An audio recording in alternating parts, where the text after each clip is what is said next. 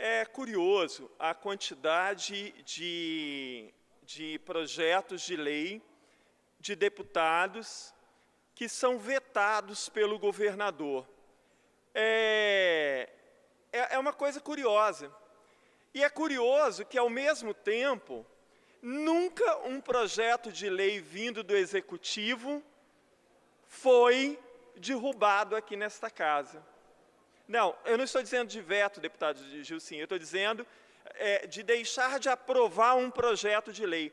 Vários projetos de leis do governo que chegaram aqui, nós apontamos a inconstitucionalidade do projeto, nós mostramos já a jurisprudência do STF, nada disso adianta. Os projetos do governo, quando chegam aqui, se são constitucionais ou não, são aprovados da mesma forma.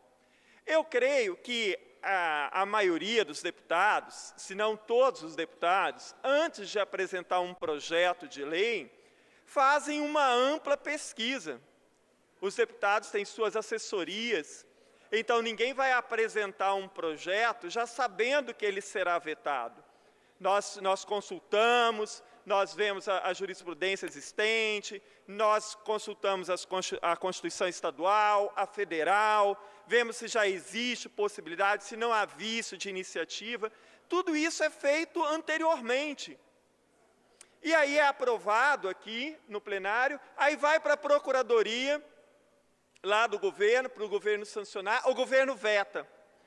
E, às vezes, a justificativa do veto é tão patética que a impressão que eu tenho é que ali se faz um Ctrl+C, um Ctrl+V.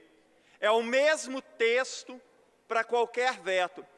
Teve uma ocasião que o meu nome veio escrito errado na justificativa que veio do governo para um veto de meu projeto. Tamanho é o cuidado com que esses relatórios para justificar o veto do governo sobre o que fazemos aqui, ou o que aprovamos aqui, é feito.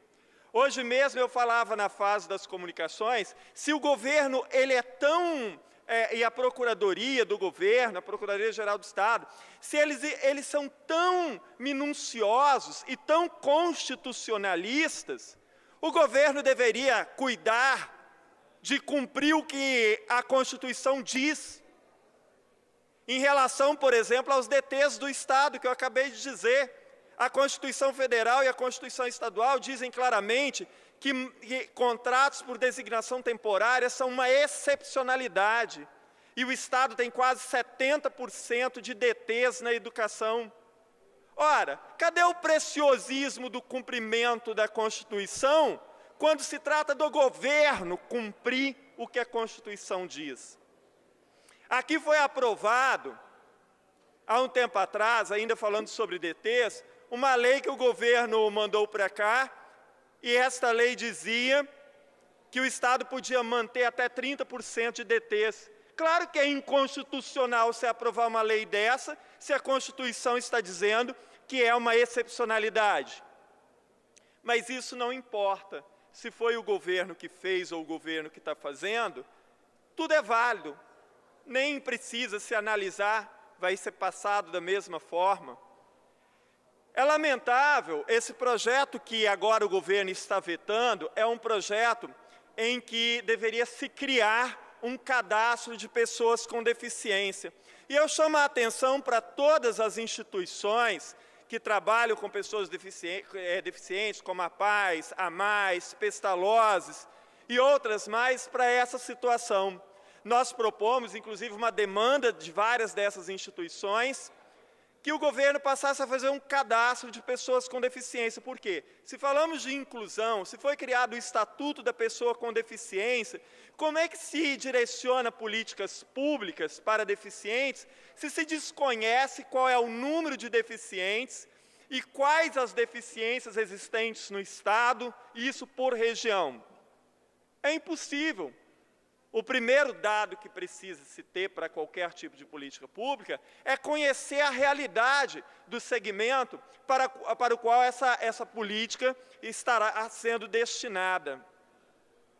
Eu lamento, mais uma vez, E ontem, lendo o relatório que veio da Procuradoria, justificando o relato, o veto do governo, é patética a argumentação.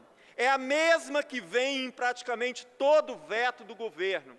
Não se tem ali um cuidado claro para justificar de uma forma, pelo menos, crível.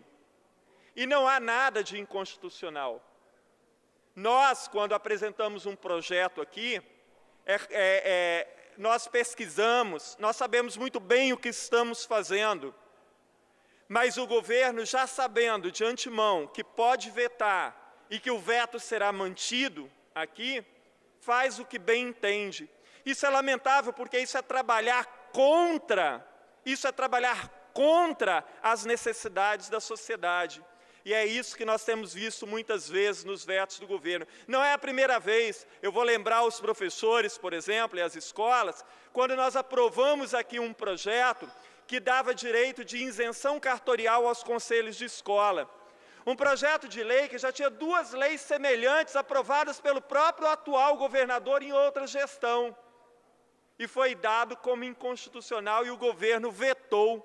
Vergonhosamente, o governo vetou um projeto de lei aprovado aqui nesta casa, de minha autoria, que dava direito de isenção cartorial aos conselhos de escola, sabendo que já existiam 2 leis semelhantes para outros segmentos, sancionados pelo próprio governador em outras das suas gestões.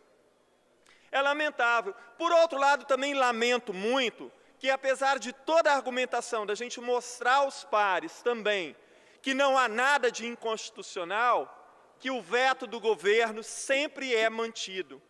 Então, também aqui cabe uma crítica ao parlamento, que abre mão da sua função de legislar, de mostrar qual é o poder verdadeiro desta casa, e acaba assinando embaixo em todas as decisões do governo.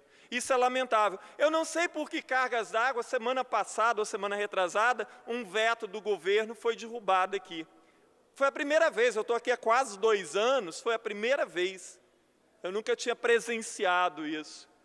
Então, eu gostaria muito de pedir aos pares de pensar bem na questão de quando a gente deve derrubar ou não vetos. Esse projeto que o governo está vetando, ele é muito importante e ele não significa gasto nenhum praticamente para o Estado. Abrir um cadastro de pessoas com deficiência no Estado para que as políticas de inclusão para esse segmento da sociedade possam ser feitas adequadamente. Isso não é um projeto que nasceu da minha cabeça, lembro muito bem. Esse projeto é uma demanda das instituições e dos movimentos que trabalham pela inclusão de pessoas com deficiência. E peço a atenção desses movimentos sobre essa questão do veto do governo. Isso é muito importante para a gente lembrar e entender como as coisas se dão nesse Estado. Muito obrigado, presidente.